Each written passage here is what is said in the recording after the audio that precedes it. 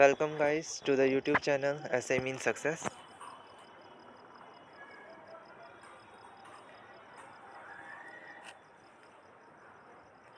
आप सभी का स्वागत है YouTube channel SI Mean success में।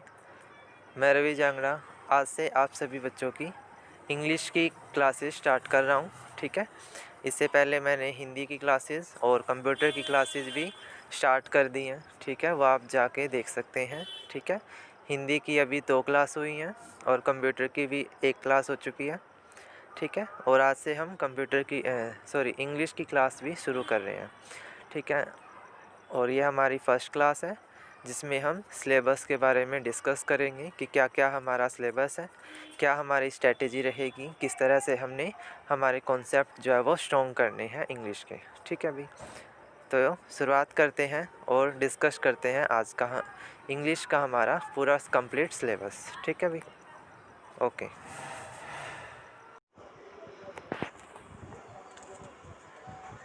तो चलिए भाई डिस्कशन कर लेते हैं इंग्लिश के सिलेबस का।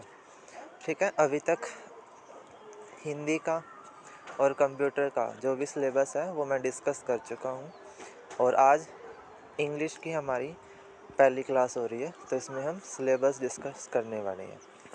ओके, सबसे पहले सिलेबस में अगर मैं बात करता हूँ तो आपका पार्ट ऑफ स्पीच का जो पोर्शन रहता है ना वो बहुत ही इम्पोर्टेंट है।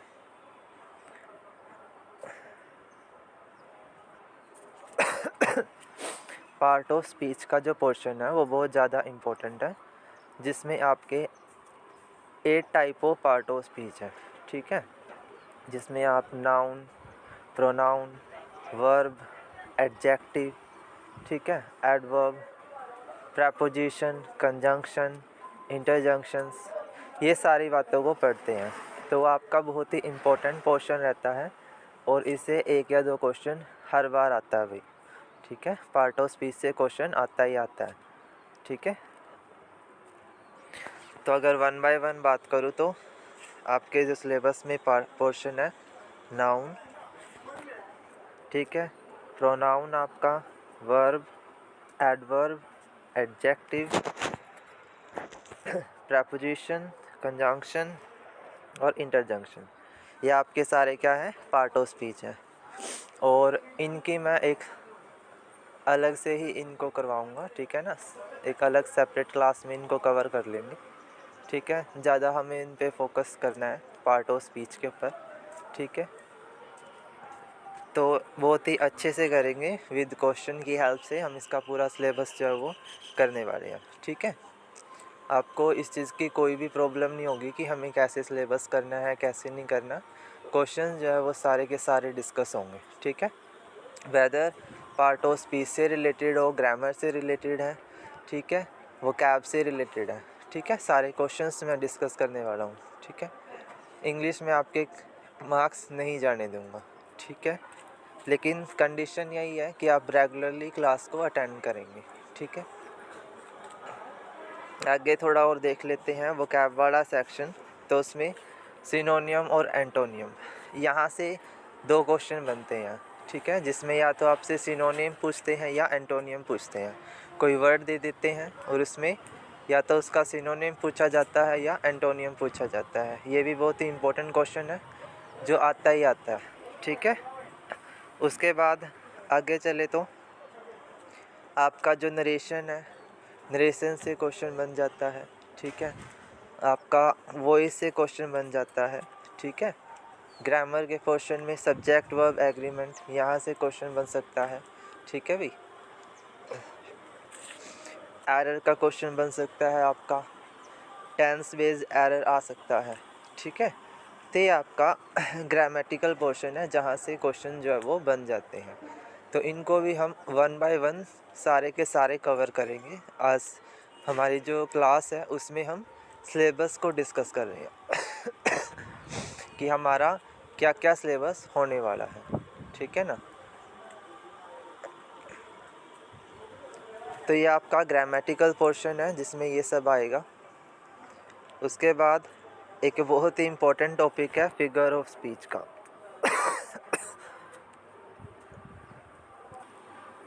फिगर ऑफ स्पीच का भी आपका आजकल इम्पोर्टेंट क्वेश्चन हो गया है।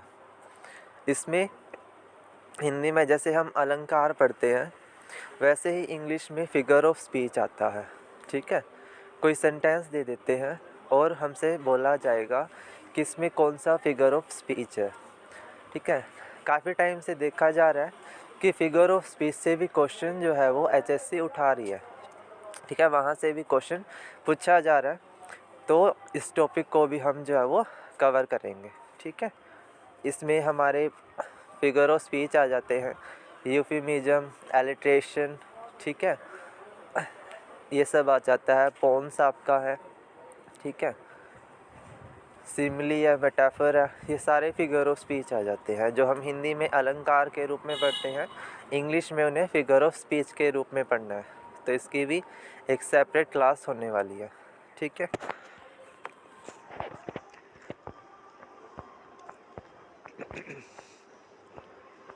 उसके बाद और आगे बात कर लेता हूँ इडियम एंड फ्रेजेस। हाँ जी, इडियम फ्रेजेस जैसे मुहावरे लोकोक्तियाँ होती हैं वैसे ही इडियम फ्रेजेस वर्ड होते हैं। ठीक है, ये भी आपके कॉन्टेक्चुअल बेसिस पे क्वेश्चन आ जाता है कि इसको कॉन्टेक्स्ट को कंप्लीट करें। ठीक है, या इस पर्टिकुलर वर्डिंग का क्या मतलब होगा। ठीक है, तो आपका इडियम एंड फ्रेजेस होता है वो, जिसमें आपसे एक सेंटेंस देते हैं और उसका मीनिंग पूछा जाता है। फिर आपका वन वर्ड सब्स्टिट्यूशन है। यहाँ से भी क्वेश्चन बन जाता है कि एक सेंटेंस देके उसका वन वर्ड पूछा जाता है कि ये इसको अगर वन वर्ड में कहें तो क्या कहा जाएगा। ठीक है, जैसे कोई पर्सन है, उसको बुक बहुत ज़्यादा पसंद है, ठीक है, वो रीडिंग करना बहुत ज़्यादा पसंद करता है, तो उसको बिब्लोफाइल बोल देते हैं। तो ऐसे वो आपका वन वर्ड सब्स्टिट्यूशन होगा। ठीक है भाई, आगे बात करते हैं टाइप्स ऑफ सेंटेंसेस। सेंटेंस का कोई टाइप, ये आपका अंडरलाइन वाले क्वेश्चन में आता है, यानी कि कोई वर्ड दे देते हैं सेंटेंस का और उसमें कोई अंडरलाइन करके पूछ लेते हैं। या आपसे इस तरह से कोई सेंटेंस देंगे और उसमें पूछा जाएगा कि ये कौन सा टाइप ऑफ सेंटेंस है। ठीक है, एक्सक्लेमेटरी है, नेगेटिव है, अफर्मेटिव है, कौन सा टाइप ऑफ सेंटेंस है, इंटेरोगेटिव सेंटेंस है या कौन सा है। ठीक है, इस तरह का क्वेश्चन भी जो है वो आपके एग्ज़ाम में देखने को मिल चुका है। ठीक, उसके बाद ये सब भाई।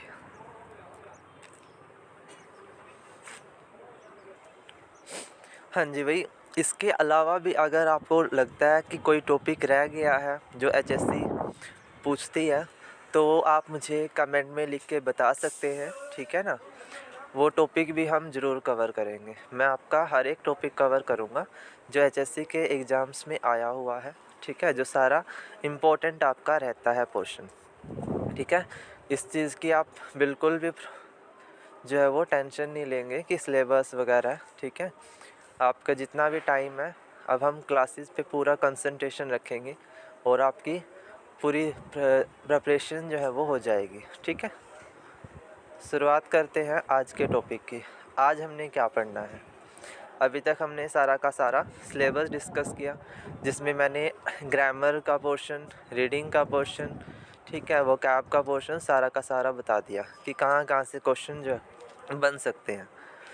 अब हम थोड़ा सा आज का टॉपिक कर लेते हैं, और आज के टॉपिक में मैं आपको करवाने वाला हूँ आर्टिकल। ठीक है, क्या करवाने वाला हूँ, आर्टिकल। आर्टिकल का क्वेश्चन भी आपका आ जाता है फिल इन द ब्लैंक्स वाले क्वेश्चन में।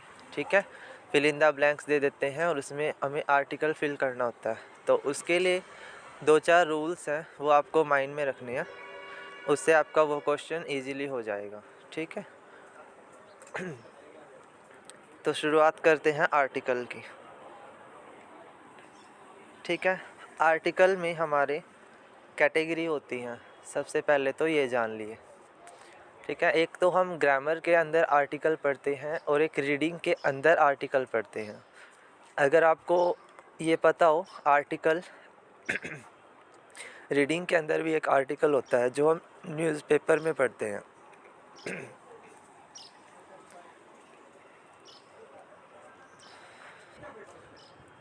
ठीक है भाई, तो ग्रामर में भी आ जाता है और रीडिंग में भी। अगर आपको रीडिंग में लिखने में दिक्कत आती है ना आर्टिकल को, तो मैंने एक वीडियो करी हुई है, वो आप जाके देख सकते हैं, आर्टिकल कैसे लिखते हैं। ठीक है, उसमें मैंने कुछ पॉइंट डिस्कस किए थे कि कैसे आर्टिकल लिखते हैं, वो आप देख सकते हो। खैर वो अलग बात है, आज का टॉपिक कर रहे हैं आर्टिकल। तो उसमें देखो हमारे 2 टाइप्स ऑफ आर्टिकल हैं। एक होता है डेफिनेट आर्टिकल। डेफिनेट आर्टिकल है आपका द आपका क्या है, डेफिनेट आर्टिकल। इसको वैसे प्रोनाउंसिएशन के अकॉर्डिंग दी बोला जाता है, दी आर्टिकल। ठीक है, दी है ये आपका। इनडेफिनेट आर्टिकल में आपके 2 आएंगे, ए और एन। ठीक है, एक आर्टिकल ए आता है और एक आर्टिकल एन आता है। इंग्लिश के अंदर हम सिर्फ 3 ही आर्टिकल पढ़ते हैं, ए, एन और दी। द आपका डेफिनेट आर्टिकल की कैटेगरी में है और ए और एन आपके इनडेफिनेट आर्टिकल की कैटेगरी में आते हैं। समझ आ रहा है भाई? इतना पोर्शन डेफिनेट आर्टिकल और इनडेफिनेट। वन बाय वन बात कर लेते हैं। सबसे पहले बात करते हैं आर्टिकल एन की। तो एन आर्टिकल की कैसे पहचान की जाएगी? तो इसका बहुत ही सिंपल सा रूल है एन आर्टिकल के लिए, ज़्यादा आपको ध्यान नहीं देना है। फिल इन द ब्लैंक्स जो आपका होता है उसकी राइट साइड में चेक करना है, जो भी वर्ड लिखा हुआ है राइट साइड में जाके फिल इन द ब्लैंक्स की वर्ड चेक करना है कि वहाँ पर क्या लिखा है। ठीक है, अगर उसको प्रोनाउंसिएशन करते टाइम वावल का साउंड आता है, यानी कि साउंड ऑफ वोवल आता है, तो वहाँ पर एन आर्टिकल लगा देते हैं। ठीक है, रूल नंबर फर्स्ट मैंने क्या बताया, फिल इन द ब्लैंक्स के राइट साइड पे जो वर्ड लिखा हुआ है वहाँ पर उसको प्रोनाउंसिएट करते टाइम वावल का साउंड आता है तो एन आर्टिकल लगा देते हैं। या फिर दूसरी बात, सीधा सीधा ही वावल दिया गया हो। वावल कौन कौन से हैं ये देखो,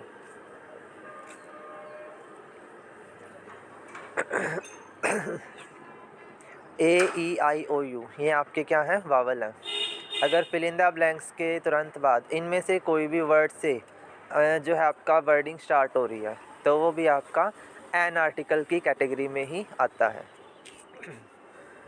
ठीक है, एन के लिए मैंने क्या रूल बताया, फिल इन द ब्लैंक्स के राइट साइड में जाके चेक करना है प्रोनाउंसिएशन ऑफ वावल आती है या फिर सीधा सीधा वावल हमें दिया गया है तो आर्टिकल एन वहाँ पर लग जाएगा। ठीक है भाई, कोई प्रॉब्लम? एग्जाम्पल्स के ज़रिए देख लेते हैं एक बार। साउंड ऑफ वावल मैंने दोनों रूल बता दिए। ठीक है, जैसे मैंने लिखा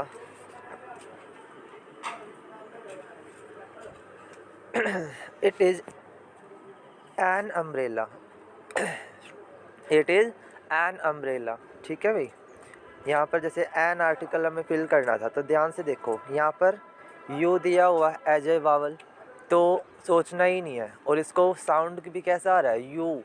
यू अगर हम बोल भी रहे हैं ना तो भी वावल का ही साउंड आ रहा है। तो 2 कंडीशन है ना, एक तो वावल सीधा सीधा दिया हो और साथ में आपका साउंड ऑफ द वावल भी हो, तो वो आपका एन आर्टिकल लग जाता है।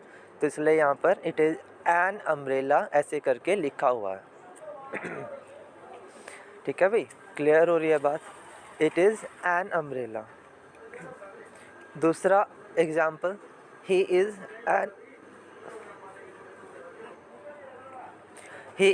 N honest man. हाँ जी, ऑनेस्ट, इसमें देखो वर्ड तो आपका कॉन्सोनेंट है, एच एक कॉन्सोनेंट है, बट जब इसको बोल रहे हैं ना ऑनेस्ट तो एक वावल का साउंड आ रहा है, ऑनेस्ट। इसी वजह से यहाँ पर एन आर्टिकल लग गया। ठीक है ना, अब आप कह रहे हैं ना कह सकते हैं कि यहाँ पर तो कॉन्सोनेंट दिया है तो कैसे एन आर्टिकल लगा, वो इस वजह से लगा है क्योंकि यहाँ साउंड ऑफ द वावल भी है। ठीक है, या तो वो दोनों कंडीशन को फुलफ़िल करता है या एक कंडीशन को फुलफ़िल करता है। ठीक है ना, ये ध्यान में रखना है बात। अगर यहाँ पर वावल तो है लेकिन कॉन्सोनेंट साउंड होता तो फिर हमें आर्टिकल ए लगाना पड़ता। ठीक है ना, अब आर्टिकल ए के भी रूल पढ़ लेंगे, पहले ये ध्यान से समझ आ गया ना। इट इज़ एन अम्ब्रेला हमने क्यों लिखा, क्योंकि यहाँ पर साउंड ऑफ वावल है यू में, और एक यू एक वावल भी होता है।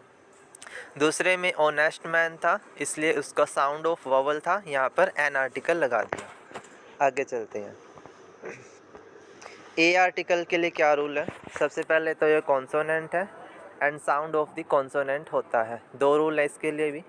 फिल इन द ब्लैंक्स की राइट साइड चेक करोगे, या तो वहाँ पर कॉन्सोनेंट दिया गया होगा या फिर साउंड ऑफ द कॉन्सोनेंट होगा, तो वहाँ पर ए आर्टिकल लग जाएगा। यानी जहाँ पर एन आर्टिकल फिट नहीं बैठता है वहाँ पर ए आर्टिकल फिट बैठेगा। ठीक है, उसका एकदम अपोजिटली हमें ए आर्टिकल लगाना पड़ता है। वहाँ पर हम वावल को प्रेफरेंस देते हैं, यहाँ पर कॉन्सोनेंट को प्रेफरेंस दी जाती है। ठीक है, क्लियर है ये पॉइंट। अब देखो आगे, एग्जाम्पल से ज़्यादा क्लियर हो जाएगा। There is a kite. अब देखो काइट लिखा हुआ है, के आपका कॉन्सोनेंट है, एंड जब इसको हम प्रोनाउंसिएट भी कर रहे हैं तो के कै का साउंड आ रहा है, काइट काइट के का ही साउंड है। दैट्स वाई यहाँ पर ए आर्टिकल लग जाता है ना। कॉन्सोनेंट का साउंड भी है और एक कॉन्सोनेंट दिया भी हुआ है, तो ए आर्टिकल लग गया। दूसरा, there is one eyed man. अब वन है, वन में साउंड कॉन्सोनेंट का है, वन जब बोलते हैं साउंड तो कॉन्सोनेंट का है, बट यहाँ पर वावल दिया गया है ओ, तो कॉन्सोनेंट का साउंड होने की वजह से ए आर्टिकल लगेगा, ना कि एन। ठीक है, मैंने आपको बताया था कि साउंड ऑफ वावल भी हो और वावल भी होना चाहिए, तभी एन आर्टिकल लगता है, अदरवाइज हम ए आर्टिकल के साथ जाएंगे। तो यहाँ there is a one eyed man, और इसमें हमने क्या लगा दिया, ए आर्टिकल लगा दिया। ठीक है, ए आर्टिकल के लिए दो ही रूल है, एक तो कॉन्सोनेंट होना चाहिए फिल इन द ब्लैंक्स की राइट साइड पे, या फिर कॉन्सोनेंट का साउंड होना चाहिए, तभी हम ए आर्टिकल लगा सकते हैं। ठीक है भी, अब आगे बढ़ते हैं।